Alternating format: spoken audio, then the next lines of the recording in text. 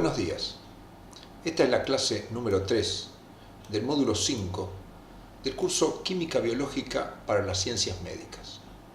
Este es un curso organizado por el Departamento de Docencia del Centro Universitario de Estudios Medioambientales de la Facultad de Ciencias Médicas de la Universidad Nacional de Rosario. En la clase de hoy, continuando con el tema de hormonas, nos concentraremos sobre las hormonas tiroideas y la hormona de crecimiento. Como ya hemos visto, el hipotálamo produce hormonas liberadoras e inhibitorias que actúan sobre la hipófisis para que éstas produzcan hormonas que en algunos casos actúan directamente sobre la célula blanco y en otro caso actúan sobre alguna glándula intermedia. En esta clase nos enmarcaremos en el eje hipotálamo-hipófiso-tiroideo y en el eje hipotálamo-hipófisis-hormona de crecimiento. Con respecto al eje hipotálamo-hipófiso-tiroideo, es un sistema donde el sistema nervioso produce la hormona liberadora que actúa sobre la hipófisis, esta produce una hormona trófica que actúa sobre la glándula tiroides y la glándula tiroides es la que finalmente produce las hormonas que va a actuar sobre el target, modificando, como sabemos, algunas variables del espacio extracelular y todo pondrá de alguna manera retroalimentación negativa. En el caso de la hormona de crecimiento, de la misma manera tenemos hormonas liberadoras que actúan sobre la hipófisis, pero en este caso también se conocen hormonas inhibitorias. Al liberarse la hormona de crecimiento, su efecto es directo sobre las células target, aunque vamos a ver también que puede actuar sobre algunos órganos o células produciendo una hormona secundaria. Entonces comencemos con el eje hipotálamo-hipófiso-tiroideo. Esto es lo que acabamos de decir. Entonces el hipotálamo produce una hormona liberadora. Esto se conoce como hormona liberadora de tirotropina. Esta hormona es liberada por el hipotálamo a partir de un precursor y es un péptido de 3 aminoácidos. Este péptido de 3 aminoácidos, al ser secretado en la sangre, actuará sobre la hipófisis, particularmente en las células tirotropas, a través de receptores asociados a proteínas GQ, es decir, a fosfolipasa C.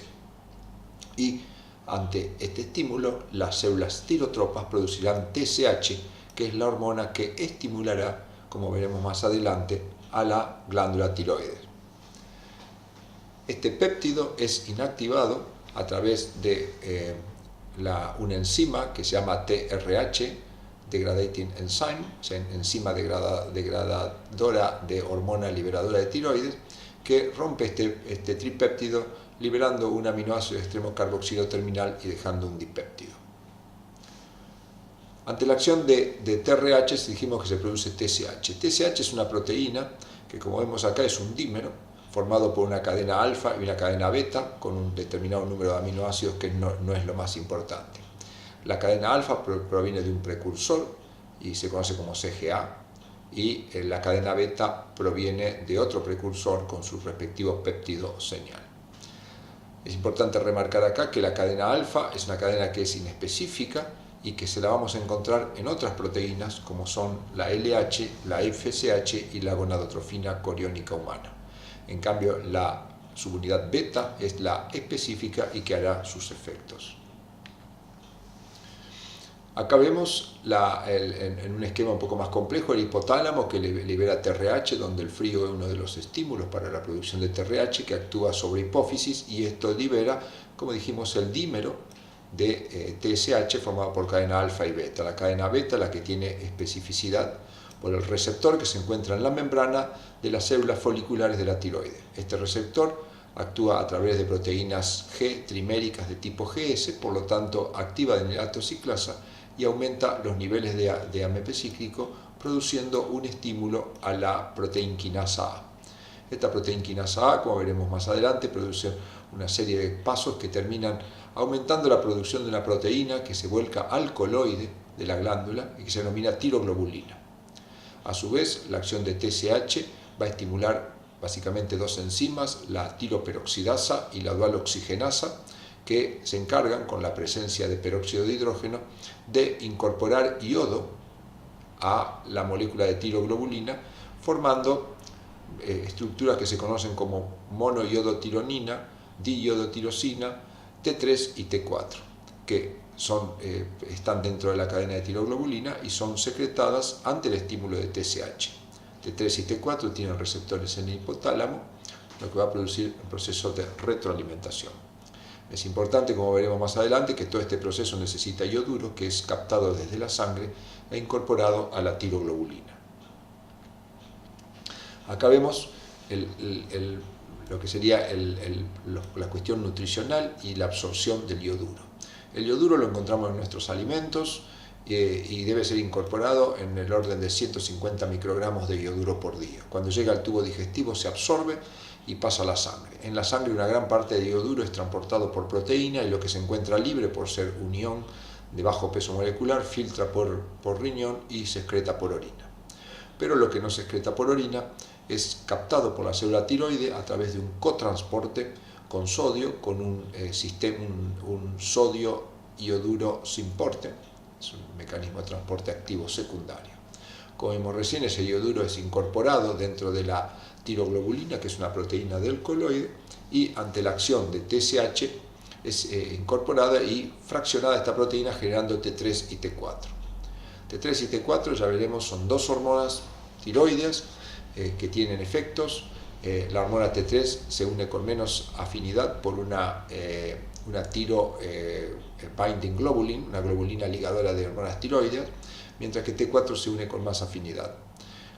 Que T4 se una con más afinidad a tiroglobulina determina que tenga, por lo tanto, menos disponibilidad para unirse a los receptores intracelulares, y T3 al revés, como tiene menos afinidad por la globulina, se unirá con más avidez con el receptor intracelular, teniendo más efecto.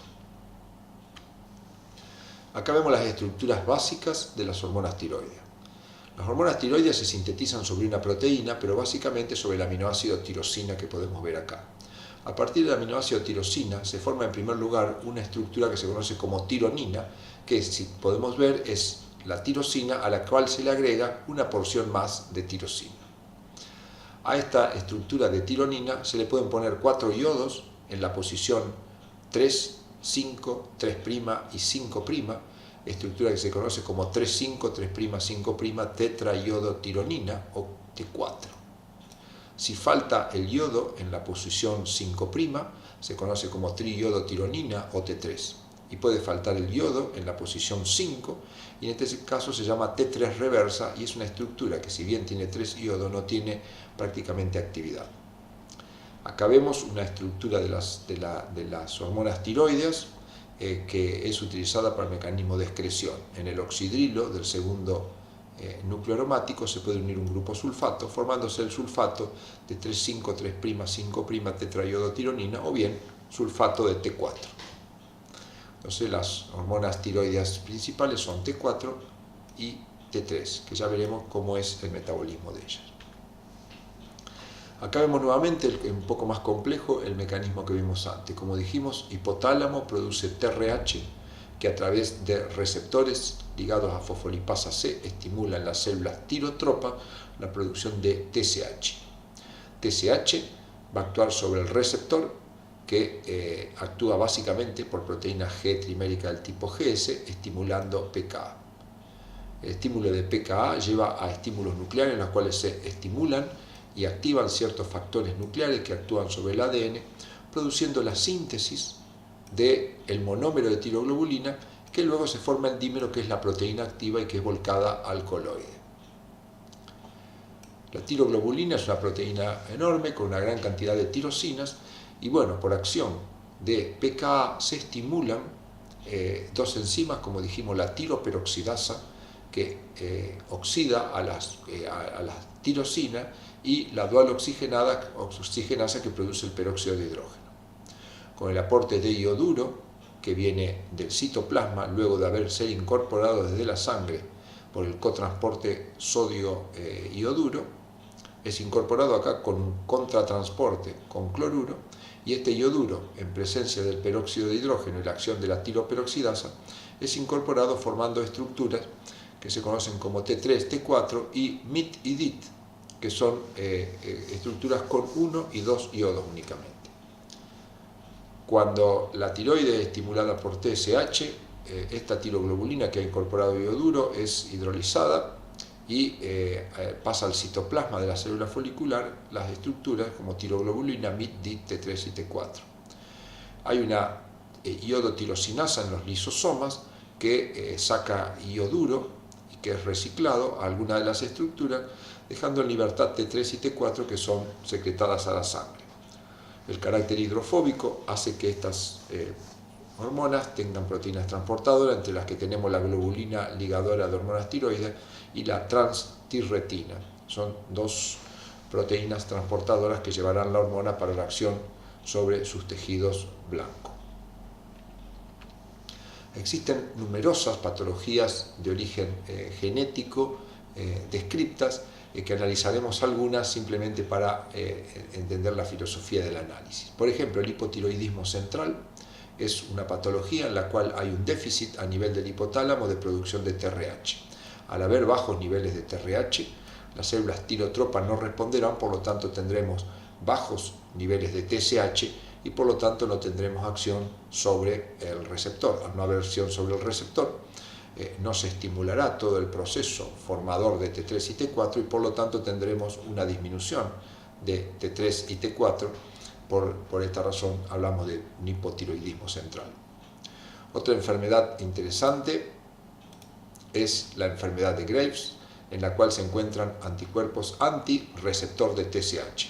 En esta enfermedad el receptor está atacado, por lo tanto al haber un ataque del receptor por parte de anticuerpos, no puede haber estímulo de TSH. Al no haber estímulo de TSH no se producirá todo este fenómeno y por lo tanto tendremos bajos niveles de T3 y T4. Al haber bajos niveles de T3 y T4 no existirá retroalimentación negativa sobre el hipotálamo, por lo tanto al no existir esta retroalimentación tendremos elevado TRH y TSH, pero con bajos niveles de T3 y T4, debido a que el sistema está cortado en esta posición. Veamos una más, pero todas tienen razonamientos similares. Por ejemplo, una patología conocida como hipertiroidismo gestacional familiar se caracteriza por un receptor de TSH que tiene una mutación que lo hace constitutivo, es decir, que siempre está activado, por lo tanto, hay un estímulo para la producción de hormonas tiroides.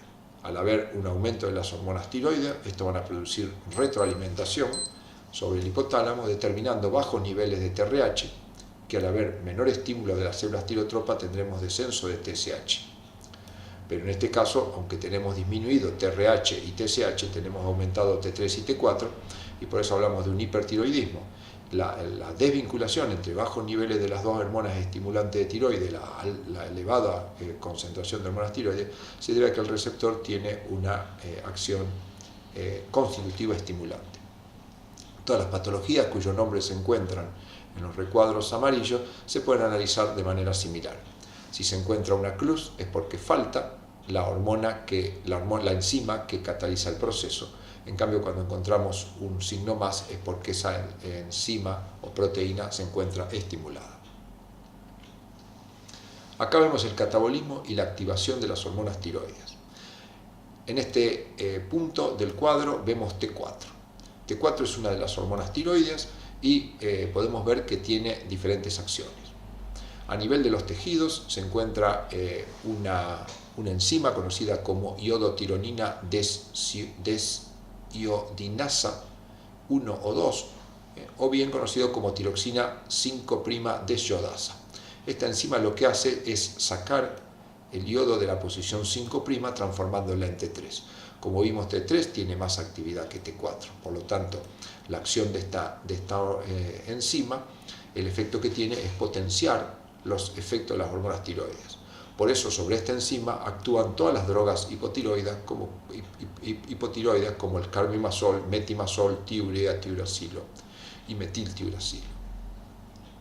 Luego, una desaminación y una descarboxilación sobre T3 cortan a la molécula en esta posición, sacándole el grupo amino, el grupo carboxilo, por eso una desaminación y descarboxilación, y forman una estructura que es similar, pero que tiene acá un grupo acetato, por eso el nombre es ácido.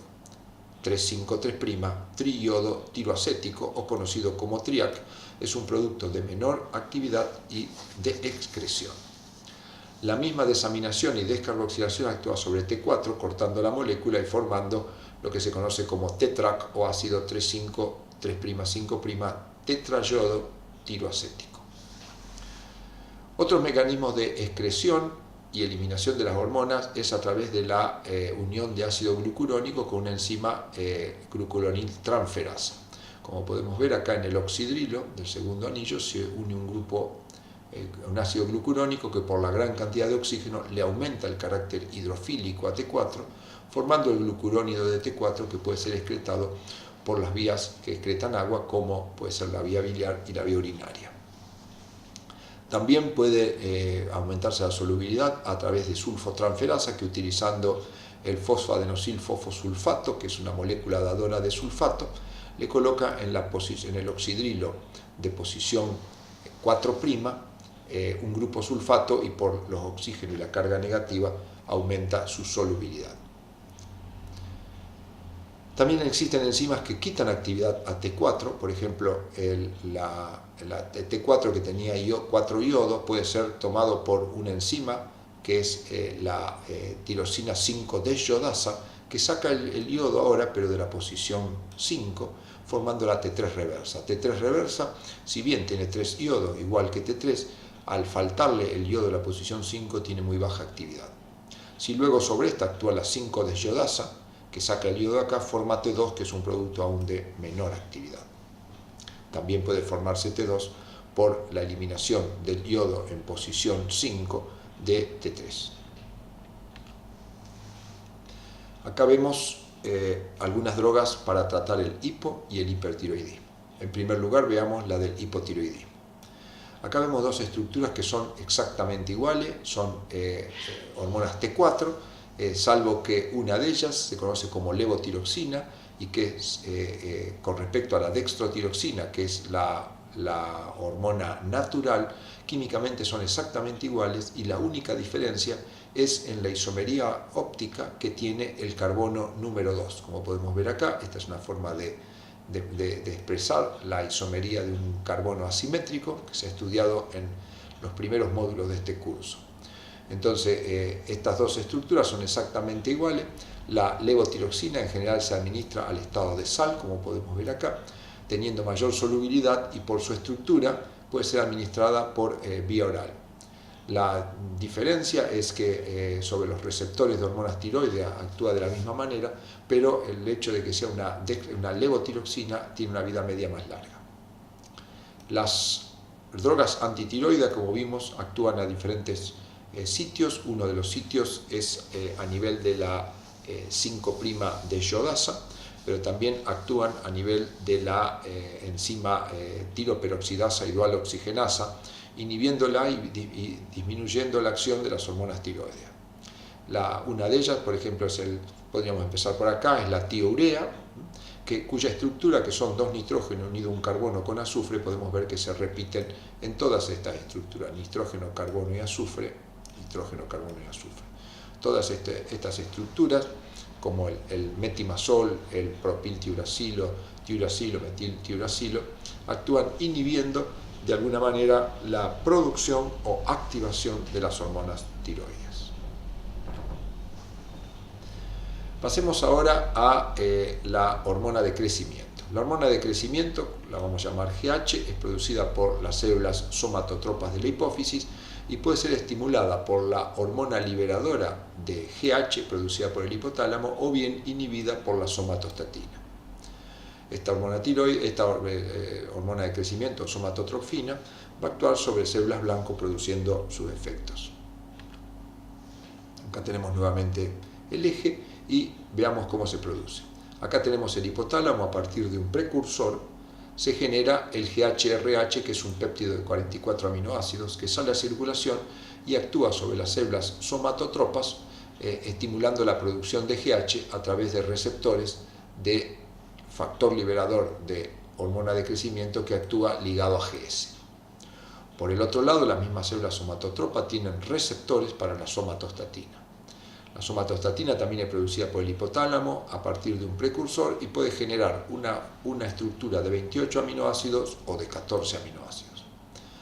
Independientemente de su estructura, la somatostatina en sangre va a actuar sobre los receptores de somatostatina de tipo 3 y tipo 5 que se encuentran en las células somatotropas. Estos van a producir efectos inhibitorios en la producción de GH, y los efectos lo hacen a través de proteínas G trimérica del tipo GI, mientras que acá era GS. O sea que GHRH lo que hace es aumentar los niveles de AMP cíclico, mientras que somatostatina los disminuye. La somatostatina, importante recalcar que no es una hormona específica de hipotálamo y de hipófisis, sino que también tiene receptores y es producida también por otras partes de nuestro organismo, como sea en el aparato digestivo. A nivel del estómago tiene receptores de tipo 4 y que también por proteínas de tipo GI inhibe la producción de una hormona que produce el estómago, que es la gastrina. Y a nivel de los islotes de Langerhans, a través de receptores de tipo 1 y 2, inhibe la producción de insulina y glucagón. Importante recalcar, ante situaciones donde haya un exceso de producción de hormonas de crecimiento, la somatostatina sería efectiva en disminuirla. Una droga como el octreotide es una droga que, al actuar sobre estos receptores, produce una disminución de hormona de crecimiento. Acá vemos básicamente la producción de GH. GH se produce, como dijimos, por las células somatotropas, estimulada por GHRH o inhibida por somatostatina. La liberación del factor liberador hipotalámico de hormona de crecimiento es estimulado por algunas situaciones, como la hipoglucemia, que puede ser causado por el ayuno, la presencia de aminoácidos, especialmente por ejemplo la arginina tiene un efecto estimulatorio importante, y la disminución de los ácidos grasos libres en sangre. Contrariamente, la inhibición de hormona de crecimiento se va a llevar por somatostatina, y esta es estimulada por los ácidos grasos libres, el aumento de ácidos grasos libres y la hiperglucemia. Una vez que la hormona de crecimiento se libera, tiene proteínas transportadoras conocidas como proteína transportadora de hormona de crecimiento, y va a poder actuar sobre receptores haciendo diferentes efectos. En general, en tejidos blandos actúa a través de receptores de tipo JAK-STAT, y lo que estimula son, como se liberaron ante hipoglucemia, estimula vías metabólicas relacionadas al aumento de la glucemia y también a la síntesis proteica. Entonces estimulamos la gluconeogénesis hepática e inhibe la glucólisis y el ingreso de glucosa a la célula. Por otro lado, estimula la captación de aminoácidos, la síntesis de ARN, la síntesis de proteína y la lipólisis, dando respuesta a la disminución de los ácidos grasos libres. Por otro lado, la hormona de crecimiento puede actuar sobre receptores que se encuentran en otros tejidos, generando una proteína que se conoce como somatomedina o insulin growth factor 1 o factor insulino símil 1. Este factor va a actuar sobre tejidos duros y cartílago, estimulando su crecimiento, o sea que sería una acción indirecta de hormona de crecimiento. Acá vemos en algún detalle el mecanismo de acción de GH sobre el receptor. El receptor, como dijimos, de hormona de crecimiento es un receptor que tiene una proteína quinasa extrínseca conocida como JAK. Cuando la hormona de crecimiento llega, el receptor 1 se dimeriza, JAK se une y se activa, haciendo básicamente dos cosas. Por un lado, produce la fosforilación de la proteína STAT, que al fosforilarse forma un dímero que se dirige al ADN y estimulará o inhibirá la transcripción de ciertos genes para la síntesis proteica y la estimulación de los procesos que dijimos. Pero por otro lado, es capaz de estimular la ubiquitinación del receptor y su degradación, lo cual es razonable. Si tenemos mucha GH, habrá mucho JAK, y para que su efecto no se desborde, el receptor será degradado. Por otro lado, hay una proteína conocida como ADAM7, que es una proteasa que corta al receptor y deja este receptor soluble, y es lo que actúa como proteína transportadora. El GH, cuando está unida a esta proteína transportadora, es como que potencia la acción, y por lo tanto la unión de GH al receptor lo que va a hacer es, como vemos acá, inhibir ADAM7. Acá vemos algunas patologías sobre el esquema que vimos anteriormente. Por ejemplo, tenemos la deficiencia de GH de tipo 2A y G de 1B, que son déficit en la producción. Tenemos el síndrome de Kowarski, en el cual hay una GH inactiva que circula por sangre. Hay insensibilidad parcial a GH que se debe a una o el síndrome de Laron, que se debe a una inactivación del receptor de hormona de crecimiento. Brevemente veremos el IGF-1, que dijimos que es una proteína producida por algunos tejidos ante la acción de hormona de crecimiento. Se produce a partir de un precursor importante, tiene 69 aminoácidos, y lo importante que tiene IGF-1 que puede unirse a los receptores de IGF-1, pero también puede unirse a los receptores de insulina de los tejidos. Por eso se conoce como factor insulinosímil. Tiene varias proteínas transportadoras, algunas de ellas aumentan la vida media y otras producen efecto inhibitorio sobre la acción de IGF-1. Y las acciones de IGF-1 básicamente son estimular la osificación, el desarrollo muscular, el consumo de glucosa, cuando lo hacen a través del receptor de insulina. Y también inhibir la apoptosis, favoreciendo el crecimiento.